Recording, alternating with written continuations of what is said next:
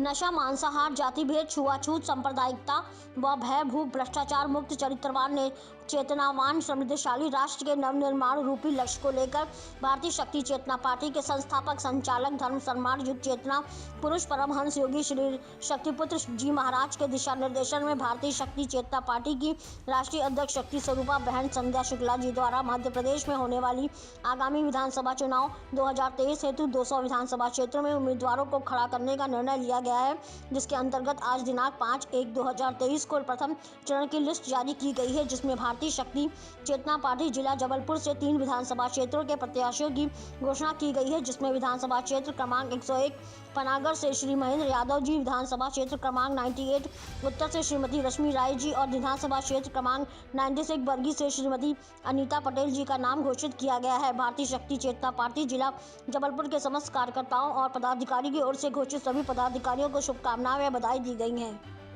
समस्त देशवासियों को सादर जय माता की, जय गुरुवर की। परम पूज्य परमहंस योगी राज श्री शक्तिपुत्र जी महाराज के निर्देशन में पिछले 30 वर्षों से पंच ज्योति शक्ति तीर्थ सिद्धाश्रम एवं भगवती मानव कल्याण संगठन के माध्यम से समाज सेवा के कार्य किए जा रहे हैं।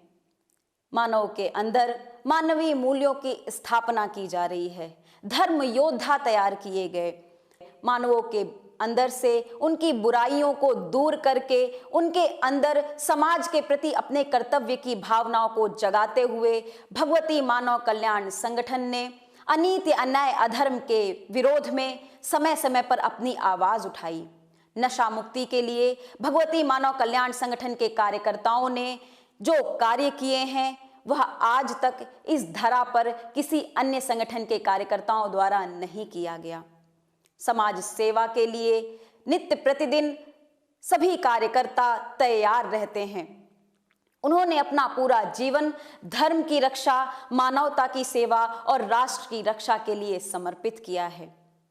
समाज सेवा के कार्यों के साथ साथ जब हमने यह देखा कि एक तरफ हम समाज को सुधार करने का प्रयास कर रहे हैं, एक तरफ हम अपनी युवा पीढ़ी को भटकने से बचाने का प्रयास कर रहे हैं, एक तरफ हम अपनी देश की सेवा के संकल्पों को आगे लेकर के बढ़ रहे हैं, उसी ओर राजनीति के माध्यम से, राजसत्ताओं के माध्यम से कहीं ना कहीं समाज को दिशा भ्रमित करने का प्रयास किया जा रहा है, समाज का शोषण करने का प्रयास किया जा रहा है। तो हमारे परम पूज्य योगी राज श्री शक्तिपुत्र जी महाराज ने मानवों के 3 कर्तव्य बताए: धर्म की रक्षा, मानवता की सेवा और राष्ट्र की रक्षा। धर्म की सेवा तो हम कर ही रहे, मानवता की सेवा तो हम कर ही रहे, साथ में हमने राष्ट्र की रक्षा का भी संकल्प लिया।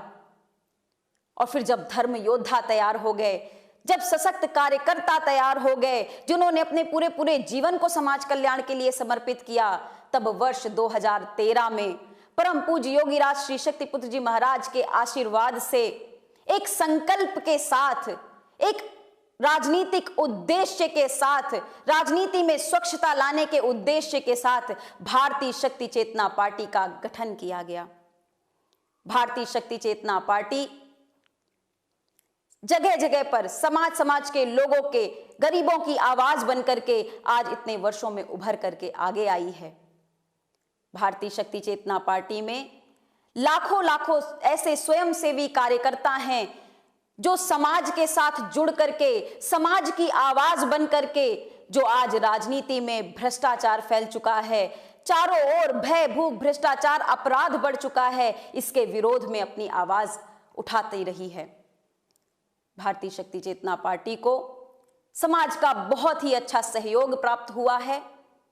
पिछले निकाय चुनाव में भी भारतीय शक्ति चेतना पार्टी ने बहुत अच्छा प्रदर्शन किया है। हमारे कई जगह पर हमें चुनाव में जीत हासिल हुई, कई जगह पर हमारे कार्यकर्ता पंच और सरपंच बनकर के भी गांव की सेवा में लगे हुए हैं। धीरे धीरे जन आधार समाज के सहयोग से आगे बढ़ता चला जा रहा है। हमने संकल्प लिया है कि इस देश को भय, भूख, भ्रष्टाचार मुक्त, अपराध मुक्त समाज बनाएंगे। जाति धर्म छुआछूत से लोगों को, भेदभाव से लोगों को दूर करके एकजुट एक ऐसा समाज बनाएंगे जो केवल और केवल मानवता के लिए सेवा कर सके, जो केवल और केवल मानवता के लिए खड़ा हो सके। आज यह बात किसी से नहीं छुपी हुई कि राजनीति का स्तर कितना नीचे जा चुका है।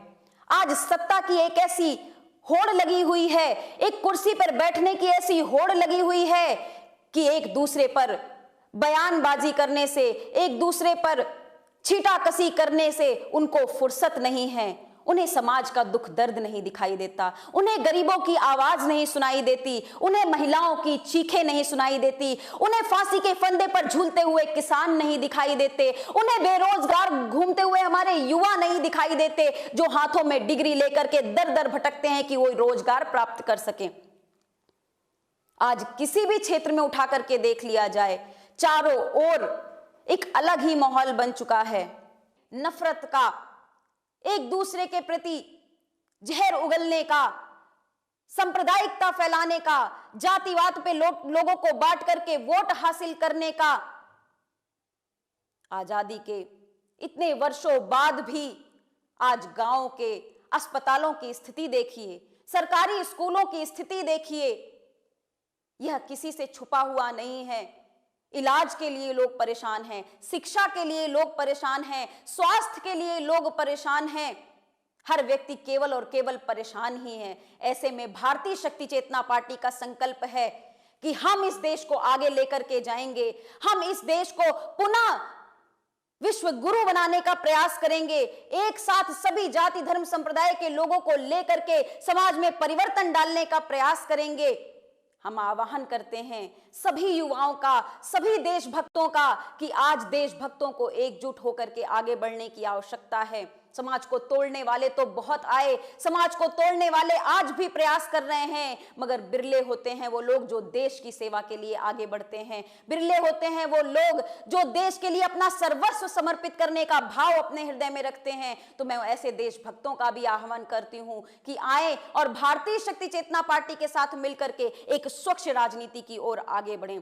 इस राजनीति को जो एक अंधकार के दलदल में जा चुकी है, पुनः इसे प्रकाश की ओर लेकर के चलते हैं पुनः अपने भारत देश को, भारत देश की एकता पूरे विश्व को दिखाने के लिए। आज संविधान ने वह ताकत दी है देश को, मगर संविधान की जगह जगह पर धज्जियां उड़ाई जाती हैं। चुनाव के माध्यम से हो या किसी भी माध्यम से हो, आज हमारा संविधान कहीं ना कहीं सुरक्षित नहीं है। आज संविधान कहीं ना कहीं उसका पालन नियमों का नहीं किया जा रहा, और उसी का नतीजा है कि राजनीति इतनी भ्रष्ट हो चुकी है।